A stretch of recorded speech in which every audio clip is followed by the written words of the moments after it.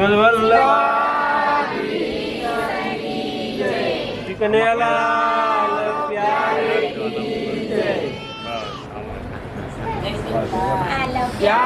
કી જય. હમણાં ધરી દો પછી પવિત્ર ઠાકોરજીને ધરવાના છે. અચ્છા, માલાજી થઈ. અચ્છા,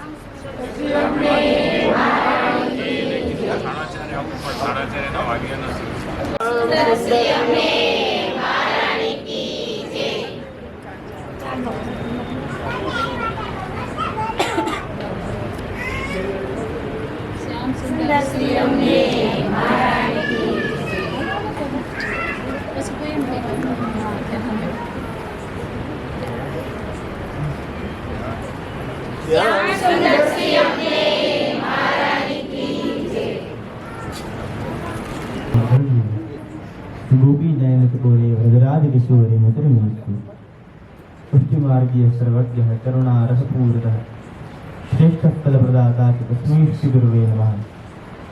सौंदर्यं निरजगतं प्रकटतं श्रीगूढभावात्मकं पुंरूपं च पुनस्तदन्तर्गतं प्रावीविषक्षोत्ति संश्लिष्टावयोर्भवोरगमयः कृष्णो हि यत्साक्षिकं रूपं तत्कृतयात्मकं परमभिधेयं सदा वल्लभम्. श्रीवल्लभाजी की जय, गोवर्धन नाथ की जय, गोकुल के चंद की जय. अत्र विराजमान पूज्य पितृचरण तथा माता चरणाभिवंदन प्रणाम અને ઉપસ્થિત समस्त वल्लभना वाला वैष्णव आ पवित्र एकादशी અને દ્વાદશીની આપ સર્વને અનેક અનેક વધાઈ.